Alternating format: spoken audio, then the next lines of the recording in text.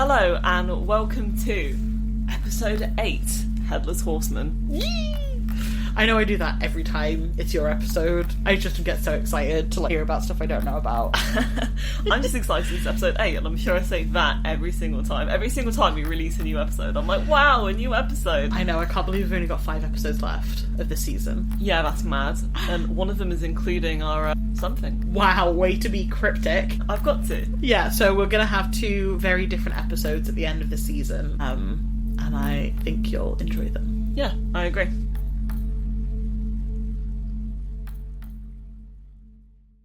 So, this folklore figure is one that has lived in the back of my mind for a long time.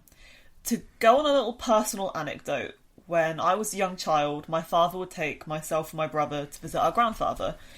Every single time, without a fail, whilst driving through this particular little town, he would warn us of a headless horseman who hunted the area after dark. Fun thing to tell your children? Well, he was probably just doing like a little funny ghost story, and then in very classic me fashion, I like to catastrophize things in my mind and make them way worse. Sure. So he was telling, oh, here's a fun little ghost story every single time, and then every single time I was going, but what if it was real? Ah, I see. So younger out, less of a skeptic.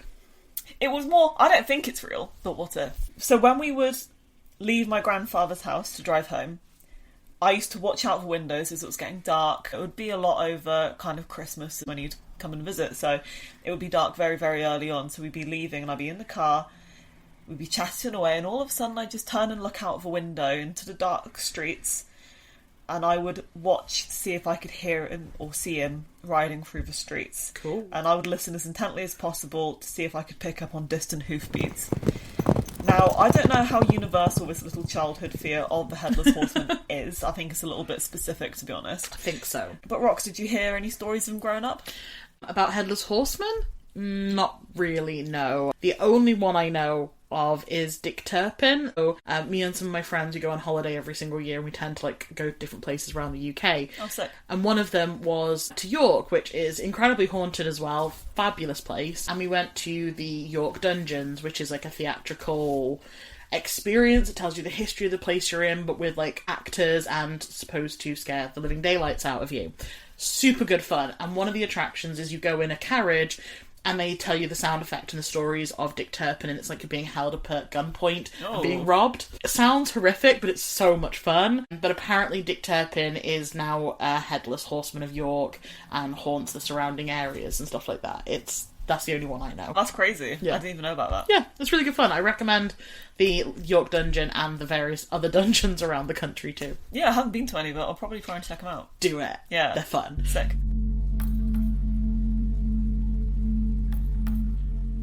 So for me, Headless Horseman kind of took up the same amount of space as the Bermuda Triangle and quicksand. Really? Yes, it was all things that I was very intensely concerned about as a child, which has had absolutely no bearing on my life whatsoever. Yeah, quicksand is a lie. Not a lie. An over-exaggeration. I don't know, I've been stuck in some pretty, boggy, nasty, earthy sand before, and I lost my wellies as a child, and that sucked. Your wellies. They were the frog wellies, Roxy. That's a loss. It is a loss. I was distraught. Right, but with quicksand, it was the lie told to us at children that it was going to be on every corner. Yeah, no, 100%. Wasn't it in the Land Before Time with the dinosaurs and stuff? I swear quicksand was a really big issue in that movie. I wasn't a dinosaur kid. Dear God. Right. We've talked about this. I was a fairies child. I was both. I was fairies in Egypt. Yeah. Fairies and dinosaurs. Right, so we really quickly got off topic there. So to move us back on, Headless Horsemen have been pretty rife in UK and US folklore, most likely because Irish, Scottish, Welsh and English folklore would have influenced each other and then also spread over to the US, where it evolved into a tale on its own. It's also a folklore tale that's really, really active in media. We can look at examples of Sleepy Hollow by Washington Irving, which has become a film. It was originally a book. It features in games such as Skyrim. Love Skyrim. You can see the Headless Horseman in spectral form. It's also in Roblox. What? Yep. And some various board games. Wild. Another and very popular kind of iteration of a headless horseman or headless knight, is the story of Sir Gawain and the Green Knight, which again we are going back to the legends of King Arthur. Oh, not this guy again. We cannot escape him. So I'm going to sum up this story. Thank you. Because it's quite long, and I found like a free copy of the PDF that we will link to. Cool. I feel like by the end of this podcast, people are going to have a much better idea of what King Arthur got actually up to. He got up to a lot. Did he? It sounded like it, yeah. Man never stopped. So, the Green Knight rides to challenge the Knights of Arthur and King Arthur himself. No. He states that whoever accepts the challenge to strike him with his own axe will then go find him himself a year later to receive that blow. I think Arthur was initially challenged and he hesitated, and Sir Gawain jumps in to take the challenge on Arthur's behalf. And he swiftly decapitates the Green Knight in one blow. One strong, powerful blow, head clean off. The Green Knight then proceeds to stun everyone by picking up his head and reminding Gawain of the condition of the challenge before leaving. Damn, Green Knight is like bossing it. Yeah, so I'm going to leave it on that little cliff note, what happens next. Guessing the Green Knight goes and finds Sir Gawain and chops off his head, right? So Gawain has to go and find the knight. Oh, okay. And also, I said cliff note, I meant cliffhanger. So, Rox, have you heard this particular story before? Nope. Fair enough. So... Sorry, I think you expected more from me then, but no, I have not heard that tale before. It's fine, because I feel every single, like, I'm sure of a series of legends that are associated with King Arthur, and every time you record, there's another one, like the big... Yeah, Cath Palog. Yeah, Cath Palog, thank you. I hadn't heard about that one, and I certainly hadn't heard about this one. Yeah. So, how much do we really know? Not a lot, apparently. No, it's so all made up. I'm sure by the end of it, we're going to be experts. Please no. Thanks.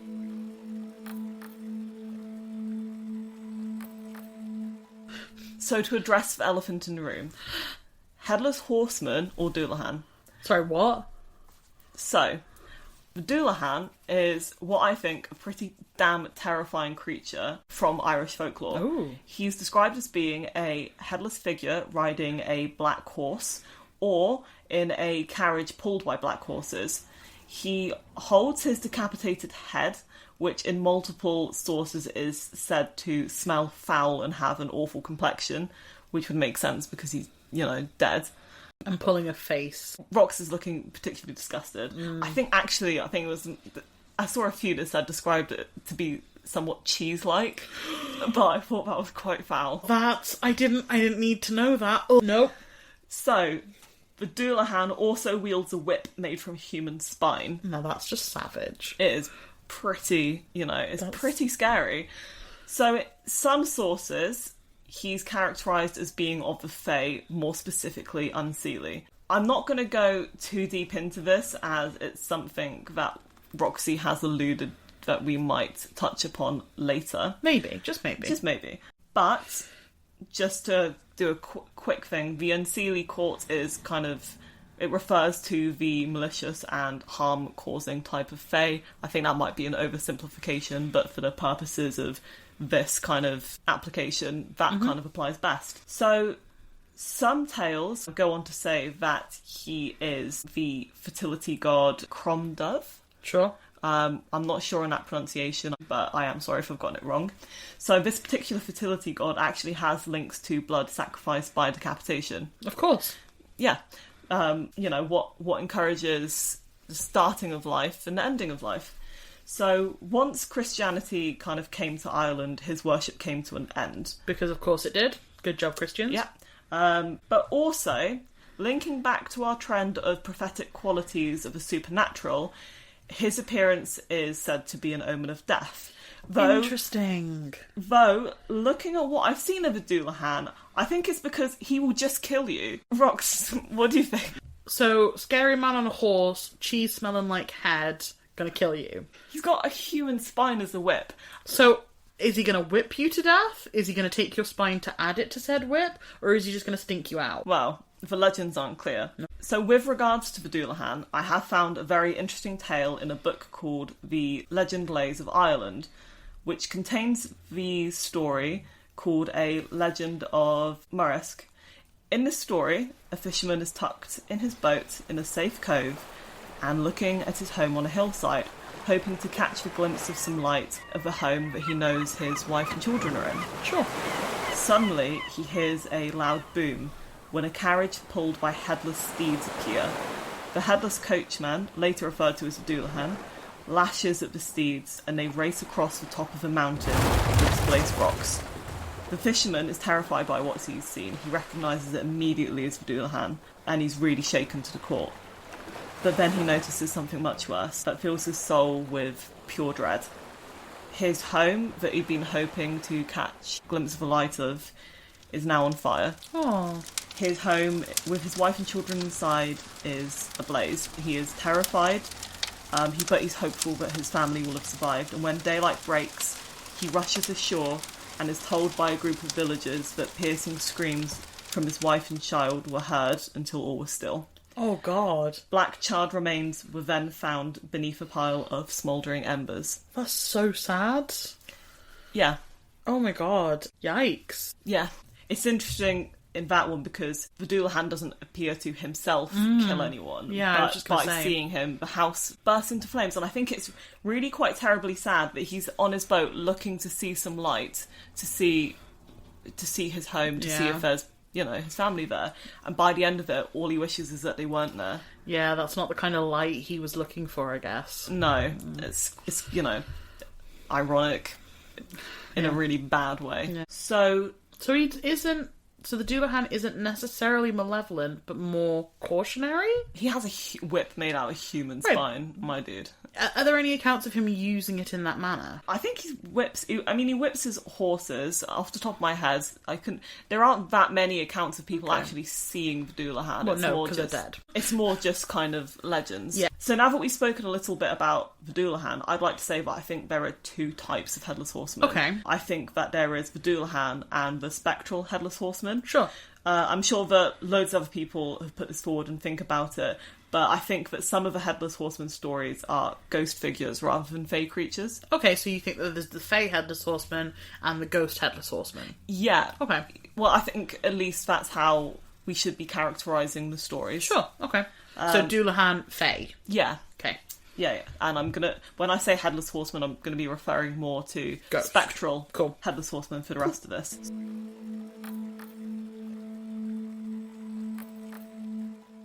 So let's take a look at a Headless Horseman story in Hinckley. The Headless Horseman of Hinckley? The Headless Horseman of Hinckley. Love alliteration. So as far as I'm aware, this particular tale is there is a Headless Horseman in Hinckley. Stunning account. Which is Amazing. very detailed. Yeah, wow. What is interesting is that the Battle of Bosworth, that took place in 1484, was nearby. It's really close to Hinckley. And a great number of foot soldiers and cavalry were killed during this battle. Another battle took place in the exact same place on the 1st of July, 1644, where 6 men were killed when a party of Leicestershire loyalists were defeated by the soldiers of Lord Grey. So what you're saying is this is an area with the heebie-jeebies in the land. Bad energy. We're not getting into the energy debate again, Roxy. I can't do this. All right. That's its own thing. This will go on for hours. The reason that I mentioned the Headless Horseman of Hinckley is to help illustrate the point that there have been battles fought all over the UK. I'm going to suggest that you guys check out historic-uk.com for an interactive map of most of the major UK battles. Sick, so it's just laid out all of them. Not all of them, most of them. Oh, cool. Yeah, so it's really... You'll see they pretty much span everywhere, apart from a few odd places where it seems pretty battle-free. Interesting. Yeah. So, horses have been used in warfare throughout history. They've pulled chariots, they've transported troops, they've done the supply lines, and they've been ridden into battle. Yep. It's only in the advent of tanks that humans started phasing them out. It's unsurprising then that given the kind of length of history we've relied on mounted warfare, that they would appear as apparitions alongside their riders. Sure, that does make sense. At this point you might be thinking, Al, aren't you the skeptic? You're kind of making it sound like you're believing in the Headless Horseman stories and that you're giving really good reasons as to why there are Headless Horsemen. Yeah, lots of energy in these battlefields. That would make the horsemen exist. Horses were alongside humans. That would mean they would exist as ghosts. Absolutely. And I forgive you for thinking that of me. Thanks. The thing is that if we can accept that dying in war is a horrible and traumatic death, which it most definitely is, and we can accept that an awful lot of cavalry members would have died during various battles, most definitely, as cavalry charges, if they go wrong, can be a bloodbath for the riders. A famous example to look at is the charge of a light brigade at the Battle of Balaclava in the Crimean War. Why is that an example? The poem, The Charge of the Light Brigade, is an incredibly famous poem. Oh, is it? Yeah. Oh, I don't know and it. It's based on the events of that battle. Okay, I'll go read it. Yeah, it's excellent. It's all about how the 600 soldiers rode to their death because someone had miscommunicated orders and they weren't going to survive and the odds were stacked against them, but they rode into battle anyway. Okay, cool. It's an incredibly famous poem. It's excellent, which is why I used it as an example. Sure. So considering all of that, there really should be an awful lot more horseman ghosts. And not just Headless Horseman ghosts. We should be seeing a staggering array of horseman ghosts. And on that matter, shouldn't they be dressed in armour or military uniform?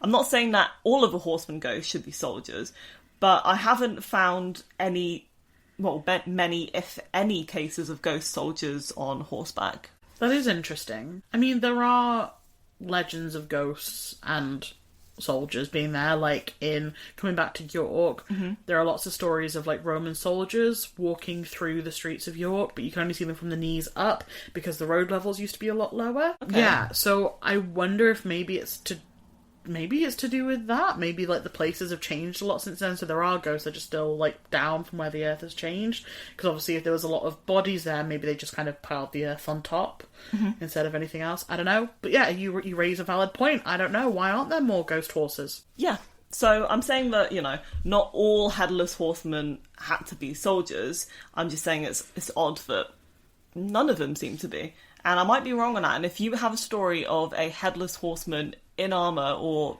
kind of military uniform, please let us know, comments, email us, anything. We'd really love to hear it. So let's touch on another story. The Headless Horseman of the Staffordshire Moorlands. The story goes that there's an apparition of a Headless Horseman riding on the moors of northern Staffordshire.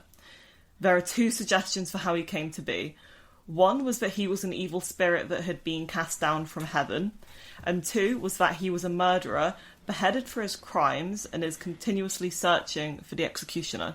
I'm going to go for option 2 for £300. You'd lose that money. So, a comment on this article added further detail to the legend I thought was excellent.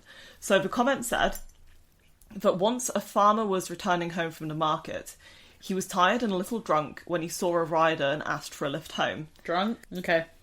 Why do you look sceptical at drunk? Because drunk people are idiots. Or at least I am when I'm drunk.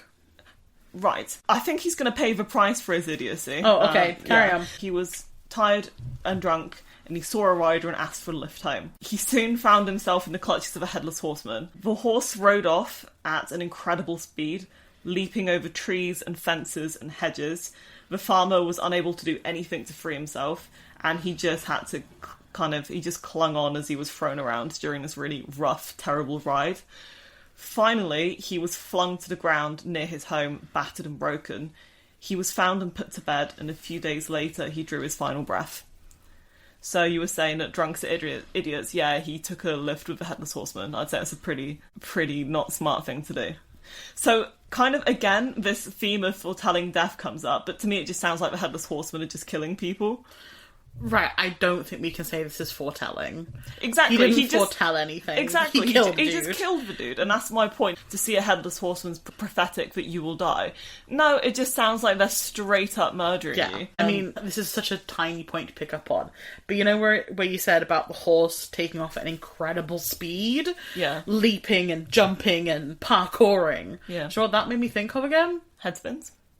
What? Head spins when you're drunk, or... No, I was talking about the hellhounds. Oh, yeah. Like, why is it that when we are seeing animals, they have to have suddenly much greater powers than they normally do? Could that not just have been a normal horse? Well, yeah, and kind of what I was thinking, the way you were going to take that would be, you can't really trust a drunk to describe emotion.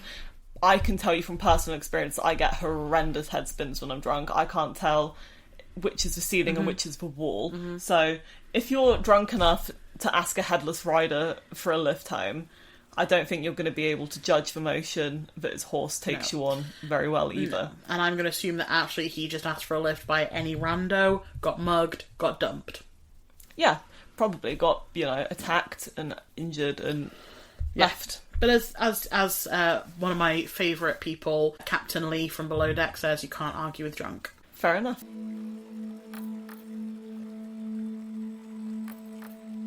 To reach a little more into this tale, specifically focusing on the Headless Horseman himself... Good idea.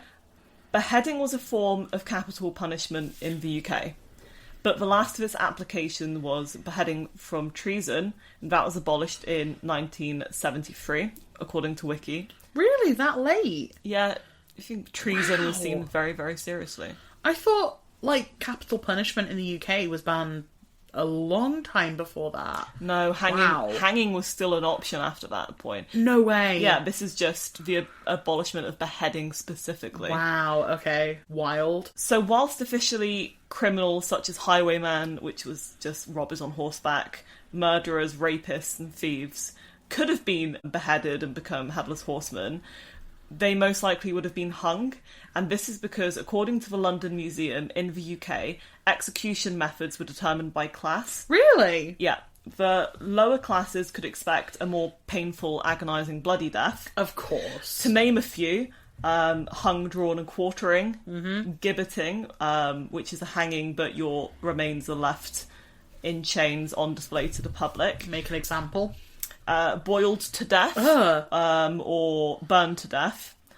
So only the upper class could expect the mercy of a beheading, and it didn't always go right all the time anyway. There's been numerous accounts of beheadings getting botched and it taking more than one swing to cut through. Yeah, well I hate to reference this, but Nearly Headless Nick in Harry Potter. Yeah, I was thinking that. Took multiple swipes, and why, as a ghost, he has an inch of skin left on his neck, which is why his head flops off and then he pushes it back. Yeah. Yeah, a really good pop culture reference to You're welcome. To that. I hate that. I'm sorry, I really hate that. That, because you're poor, you're gonna have a painful execution. But if you're rich, chop chop. Yeah. It's... I hate that. I'm sorry, I know that was a really silly voice, but I liked it. hate that, genuinely. Oh, it really, really sucks. But what can we expect from a time where women were routinely drowned as witches for... What, in 1973? They weren't doing that in 1973. No one was being burnt to death in 1973, sanctioned by the police and not in the the crown. UK. Yeah, in the UK, yeah. Obviously we're talking for a UK lens. Yeah. No, I think that's... I hate that. It's horrendous, and again, kind of a reminder of how cruel a time period the past can be. So, the idea that Headless Horsemen are the ghosts of criminals are unlikely, because they most likely would have been hung and not beheaded. Do you kind of agree with that assessment? I do think that there is an argument to be made, though, that because the death was still around the neck, that was the area of impact, so maybe that's why in death it's translated that their head is separate from their body, because it severed the connection between head and... Because when you hang somebody, the whole point is to snap the neck. Yeah, so that's if you want to do it cleanly. Sometimes it's hanging by suffocate, Well, yeah. Which is just awful. I'm stretching here. I'm trying to find a reason for it. I haven't got one, really. I mean, you say you're stretching, but we're discussing the supernatural. I think, that could be, as far as logical reasons applying to the supernatural going, that should be fine. So, it looks like the only options for Headless Horsemen are cavalry soldiers, specifically ones that have been decapitated, the rare and decapitated criminals that might have sometimes happened, because there's no way that every single criminal was hung. I'm sure one or two got decapitated. Perhaps a horse-loving decapitated noble, or a huntsman decapitated in a freak accident. Sure.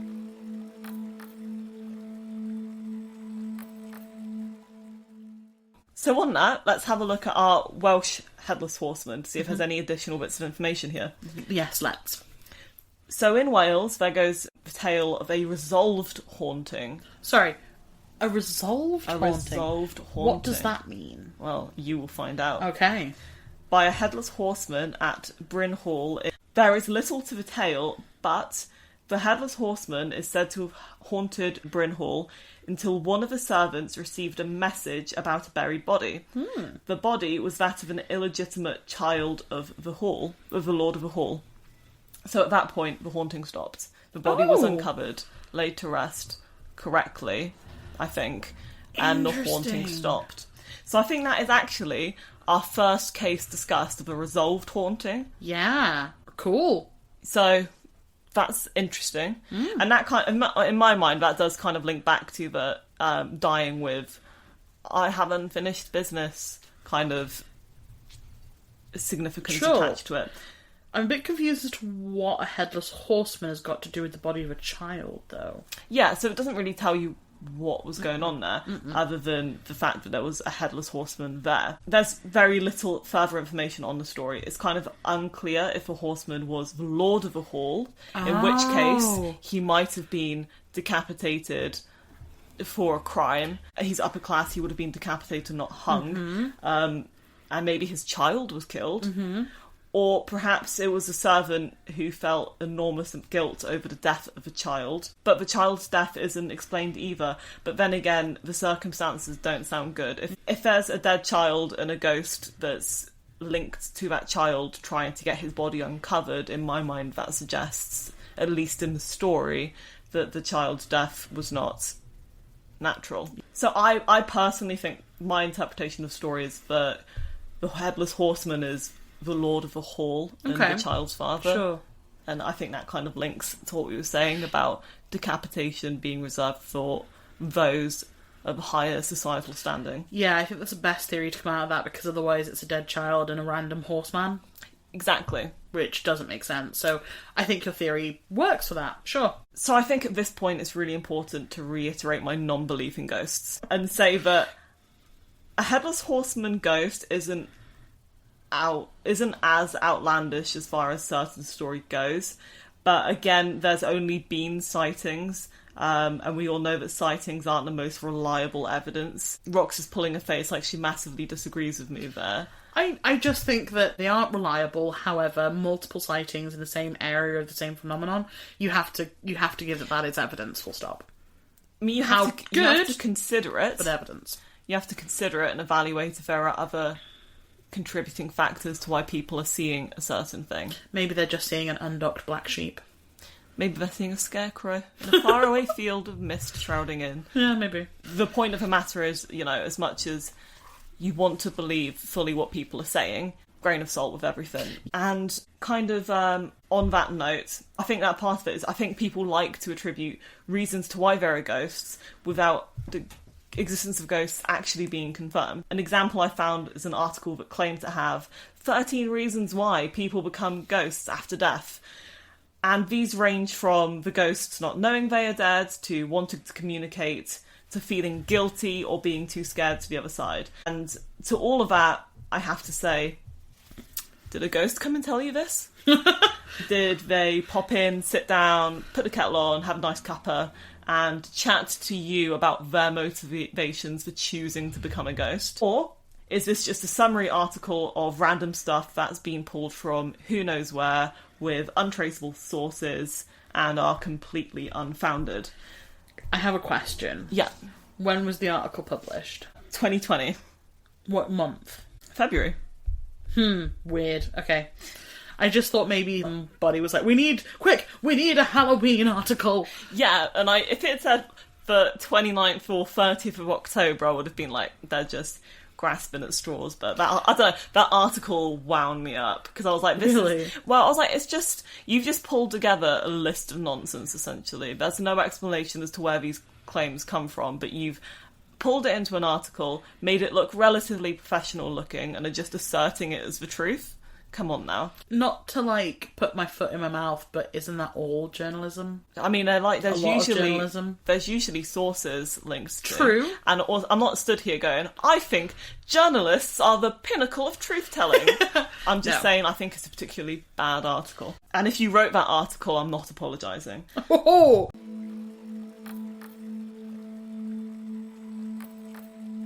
The point is, there's no way of getting that information. We don't know if ghosts do exist, probably not.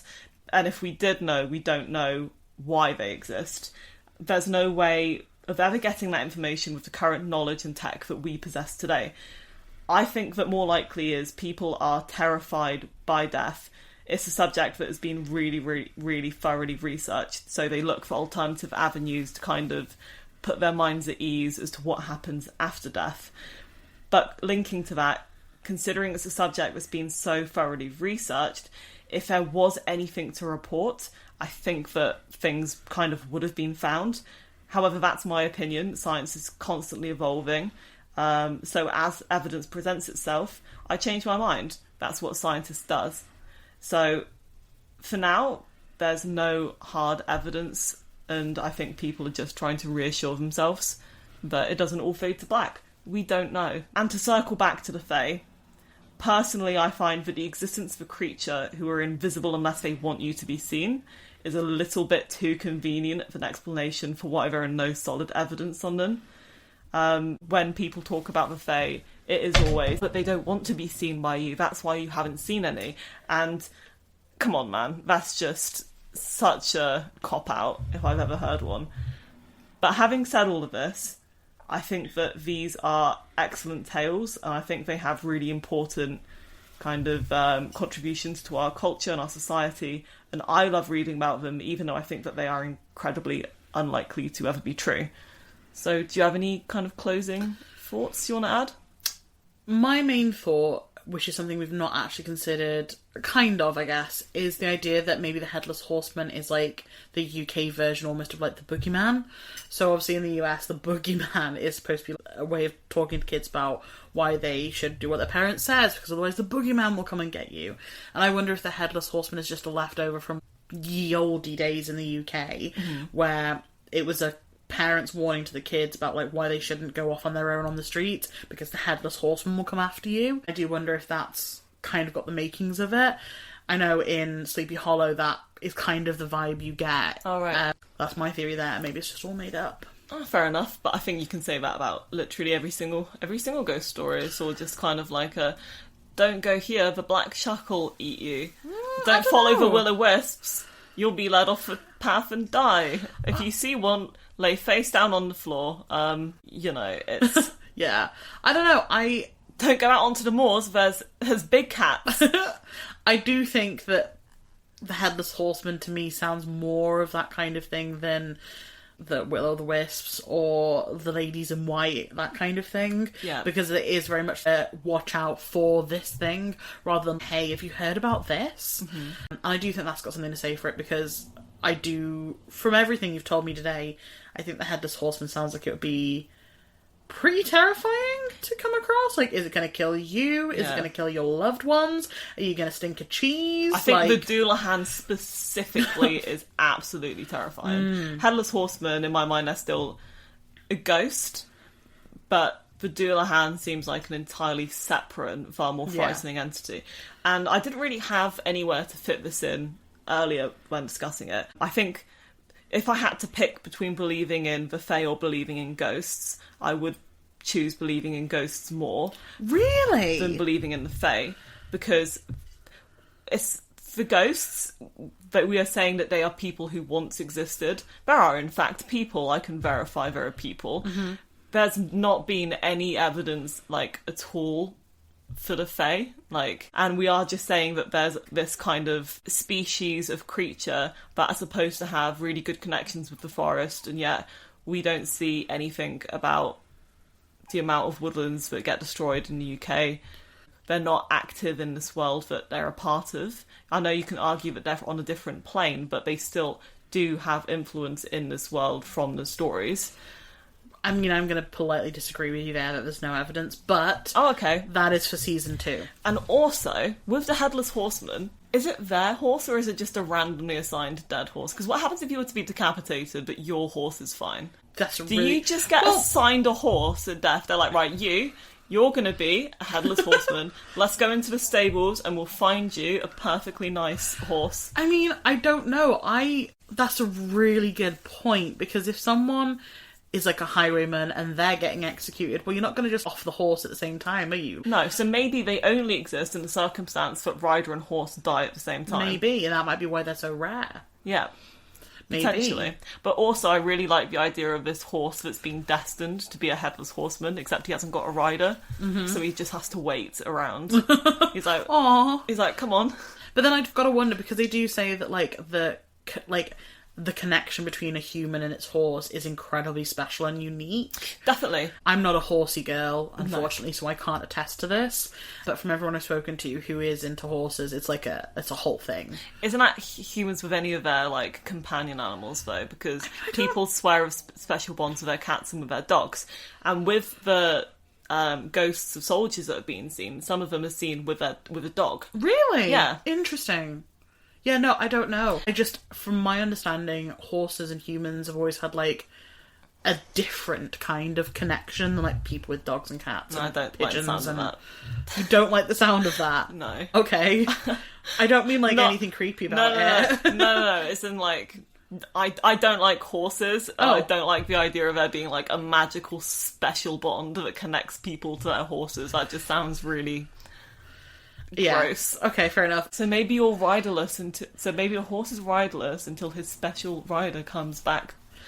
Or maybe the rider is horseless until it's the time for the horse to join him in the afterlife. Maybe. And they can be reunited and galloping across the moorlands together. And killing with their spine whips and their cheesy heads. Yeah, that's the Dullahan. We're talking the spectrals. Sorry. Yeah, maybe. So, I think we're going to leave that there.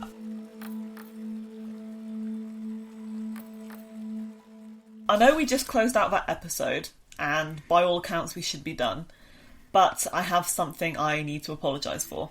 What have you done? I made a mistake and I did not do my due diligence. Oh no. It would look better on me if we just re-recorded the episode, but like I've said, when, new info comes to light, we need to kind of recast what our thoughts are about certain things, and I think it would be really disingenuous of me to pretend I wasn't wrong in this instance. So without further ado, let's just get into it. I spoke to my father about his Headless Horseman story. Cool. Shortly after recording this, he lives in a different time zone, so I wasn't really able to contact him before. Sure. But he told me the name of the town that we used to drive through, and that town is Prestbury, which is supposed to be incredibly haunted near Cheltenham. Sounds like it might have a lot of religious connections too. Prestbury, Presbyterian, things like that. Maybe. I have absolutely no idea.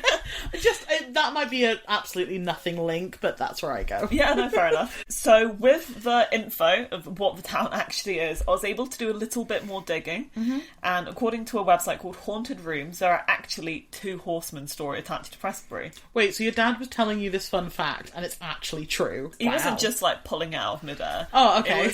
There was a genuine story attached to it. So the first one is the Charging Horseman, and he is said to have been a soldier killed by an arrow during the War of the Roses.